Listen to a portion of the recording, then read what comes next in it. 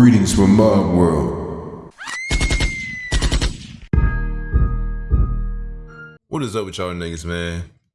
Today we got Toronto rapper became a serial killer. Without further ado, like, comment, and subscribe. Let's jump right into it, nigga. Gang, gang. Hey, what up guys? We're back at it again with another awesome video for you today. Mark Moore was a Canadian rapper who allegedly turned into one of Toronto's most recent serial killers. In today's video, we finna be talking about how we went from rapper to serial killer all for the cloud. Before we start the video, make sure to leave a like, and if you would like to join this month's giveaway of one of these items on the screen, then all you have to do is subscribe to the channel and watch this video to the end to comment the hidden keyword. Good luck!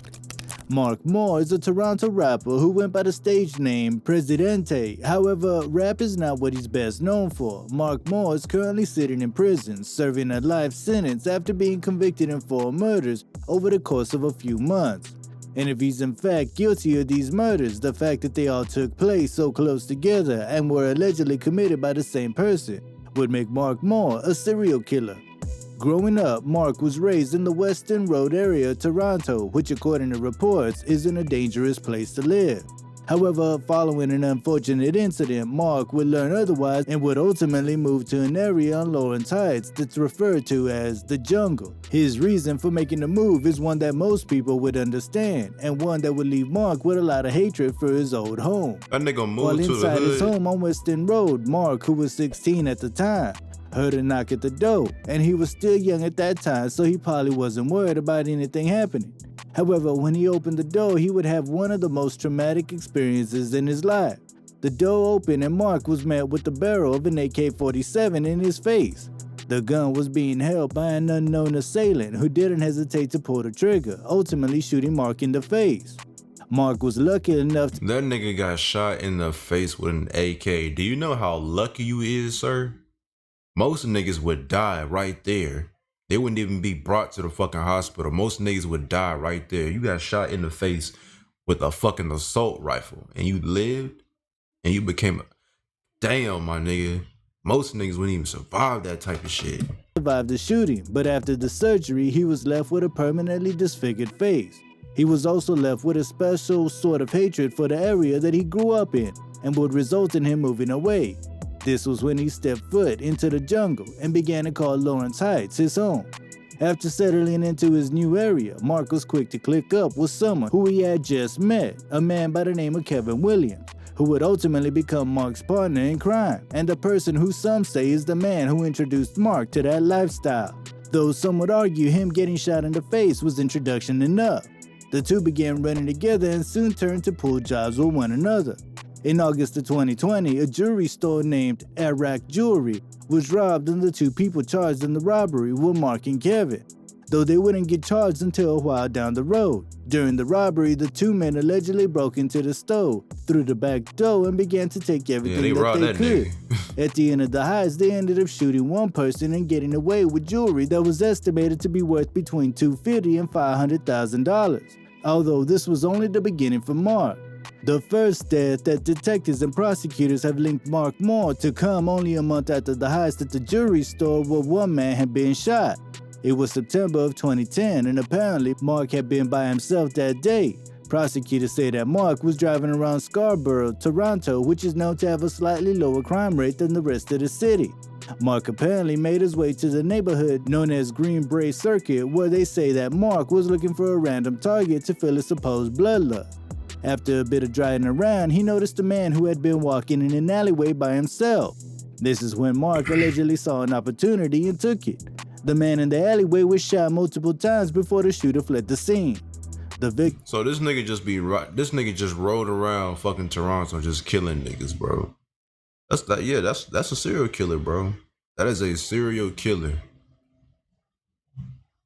A serial killer is a nigga who kills a series of people, like 5, 6, 7, 8, 9, 10 people without no reason. They choose a certain type of people, bro. That nigga was a killer. Would end up succumbing to his gunshot wounds and losing his life. The man was a 27-year-old who was named Jamil Spence. Rest in peace. Jamil had no connection with Mark, and if Mark was the one who shot him, that would make Jamil an entirely random target. A big reason that Mark is being named as the shooter in the case is because shortly after Jamil was killed, Mark sent a text to his friend Kevin. The text told Kevin to turn on CP24, one of the news channels in Toronto that had been covering the murder. Kevin replied, "LOL, you're crazy." The second victim in Mark's alleged killing spree came only 3 weeks after the first one. In this case, Mark returned to West End Road, his old home for which he had absolutely no love. And if the prosecutors are accurate, then this was where he would spend some time looking for another seemingly random victim. Only this time he wasn't alone. It had been said that this time he was with his right-hand man, Kevin. The two apparently drove around the area for a bit before making their way down an alleyway.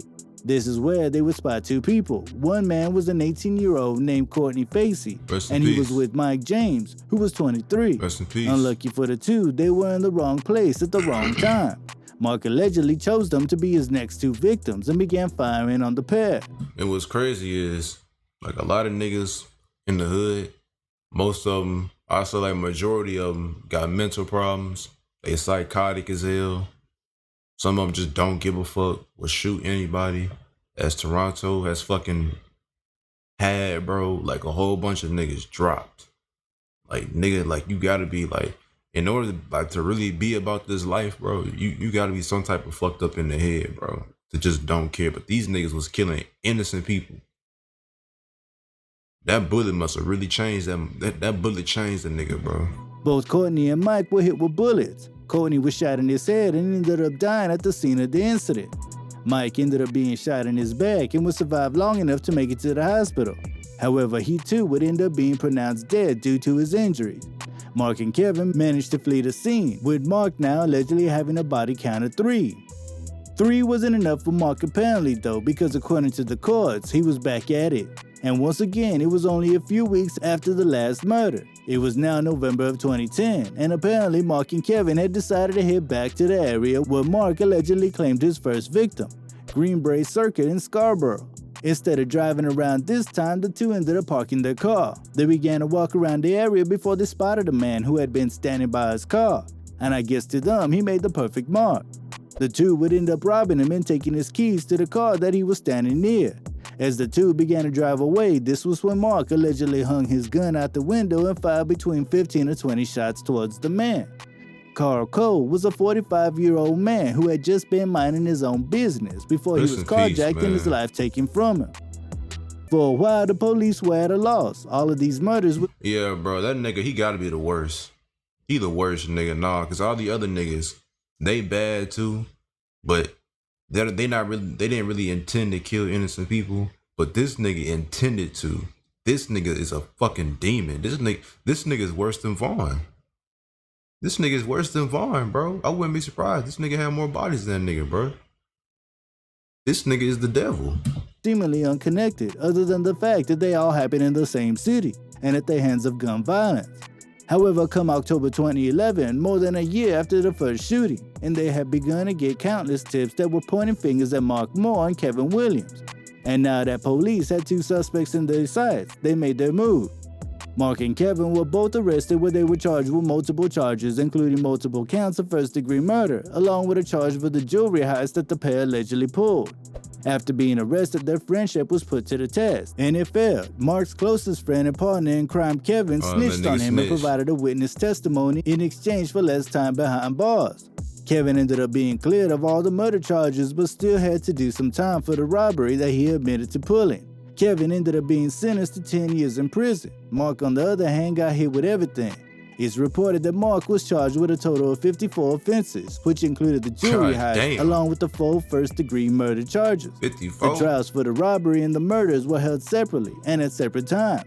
So at first, for the robbery, Mark was found guilty in March of 2014. He was sentenced to a 12-year stay in prison. But that wasn't it for him. About a year after his first trial, Mark was once again in front of a judge. This time it was for the 4 victims he had allegedly shot and killed. Once again, Mark Moore would be found guilty on 4 different counts of first-degree murder. Mark was no longer only facing a 12-year sentence, and he was— Yeah, that nigga fucked up his life all the way. You're done. You're never getting out. You're never seeing the light of day again, my nigga. You're done. You killed 4 people. You got 54 charges on you. You already serving 12 years. Yeah. They definitely gonna throw life at you. They definitely have to throw life at your ass, bro, because you fucked up bad. You're done. You are done. Now finna be spending his life behind bars. He was hit with a life sentence, and unless he can somehow appeal and counter his best friend's witness testimony, it looks like he finna be spending the rest of his life locked up. No parole. Like most inmates, Mark must be feeling lonely because back in 2019, the world learned that he had set up a dating profile. That's right, back in 2019, Mark did an interview with City News over the phone from prison. During the interview, he spoke about his opinion on his conviction, but also about the fact that he now has a profile on Canadian Inmate Connect, which is apparently a relatively new hub for inmates to put themselves out there to find some love. Nigga, what? Mark is one out of 100 or more inmates who have made a profile on this site. The beginning of Mark's profile talks a bit about his rap career, but then goes into telling people that he is handsome, chimerical, and elegant, standing at 6'1" with a Burberry complexion. I keep my body on sexy in the yard bench. I wouldn't, bro. If I was a female, I would not date this nigga. This nigga killed 4 people, bro. 4 innocent people. What you think he gonna do to you? Fuck out of here. This nigga set up a dating profile for inmates. I didn't even know they had shit like that. The fuck? This nigga looking for love behind a cell. The fuck out of here. Listen, I mean, hey, if any of you ladies are interested, I'm sure you can send him a letter or something. When asked why he made the profile in the first place, he claimed that it was his way of reaching out to society again. All in all, it looks like his goal was to change the public's image of him. He claims that he had nothing to do with the 4 people who he's charged with allegedly killing, and that this profile is his way of fighting against what publishers are saying about him. When he was asked what he would bring to the table in a relationship should his profile work out and find him love, Mark said he would bring a whole lot. He even goes as far as to say that he would bring heaven to the table, and it seems like he's getting quite a few responses, whether you choose to believe that or not. But hey, I'm not one to judge. Like we said, you could probably still find him on Canadian Inmate Connect. Shit, I'm gonna judge. In the interview with City News, Mark says that he genuinely believes that he'll be getting out at some point. Whether it's through an appeal or not, he has faith that it is only a matter of time before he's out in the world again. According to Mark, he believes in the justice system to do right by him, which is rare. Not a lot of people inside or outside of prison believe in the system, so his faith must be strong. Mark Moore stands convicted of first-degree murder in 4 different cases, but even though he was found guilty, he remains adamant about his innocence. But what you guys think? Is there any chance that Mark would get his appeal? Hell or is he no. more likely to find love on his inmate dating profile? He ain't gonna find shit. Be sure to let us know in the comments section. He ain't gonna find shit.